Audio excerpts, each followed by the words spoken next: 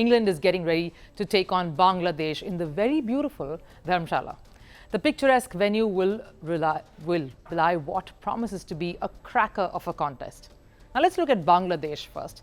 They're coming off a win against Afghanistan, so they have the momentum heading into this clash. Mahedi Hasan, of course, looking in good nick, and their middle order looks solid. Shakib Hasan continues to hold the key to their fortunes, both with bat and ball. Now let's turn our attention to England, because that's the most worrisome at this point. England is coming off a bit of a beating, losing to New Zealand in a clinical fashion.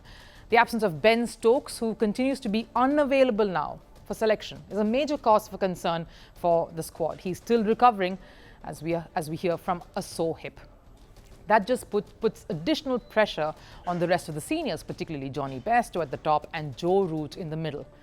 They need a win under the belt to get their campaign back on track. But what's creating more stir isn't the team combinations or the fitness concerns, but the conditions in Dharamshala. The venue has been under the scanner for all the wrong reasons. First, the pitch did not pass inspection, and later the outfield came under slack during the Afghanistan-Bangladesh game. Jos Buttler, the England captain, has slammed the conditions, saying this could lead to injuries. Now, in our Mic Up segment today, I caught up with former West Indies T20 captain, who's a commentator now at the World Cup in Chennai, to talk about England as a side and their chances. Let's listen in to the chat with Carlos Brathwaite. You did mention a little bit about England and how they sort of set the pace and changed the way cricket now is played in another manner. What do you see? Who do you see is sort of a key component to their campaign here? If you had to pick their biggest strength over here. To England, I think Butler's mighty important. You just look at the head of the snake, you look at the leader, one parallel, and it's going to be unfair to him taking over from Owen Morgan, because he'd always be compared to Owen Morgan and the success that he's had as a captain. But I've played under Butler and I've had the privilege of, and I think that one of the things that I've realized playing under him, from listening to guys talk about Owen Morgan, is that unflappable nature. So he never looks flustered, never looks as though the game is gone. And I think for the high-risk way in which they want to play, there will be points, just like the first game, where it's like all doom and gloom, the world is against you.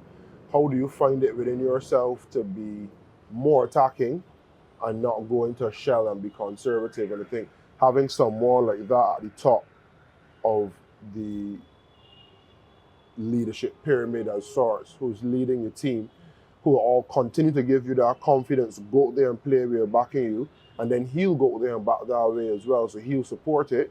I think it's going to be very important. It's quite a long tournament. Loads of time for ups and downs to happen, and you need someone who's going to be emotionally stable. And that's just off the field. On the field, he's one of the best white ball players to ever play the game. You think about A.B. de Villiers reincarnate, and he takes even more responsibility now as skipper. And it's just fantastic to watch him go about the way he plays, where he comes in early and absorbs the momentum from the opposition, already comes in late and just tees off. So he's going to be mightily important. Obviously, it's going to be a team game, but I think if he gets it right, with the messages he sends off the field and the way he plays it on the field, England will be unstoppable. It's the dream of every cricketer, the ultimate glory.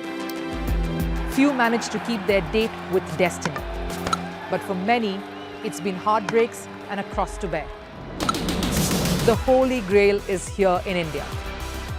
I'm Rupha Ramani, and Firstpost brings you the ringside view.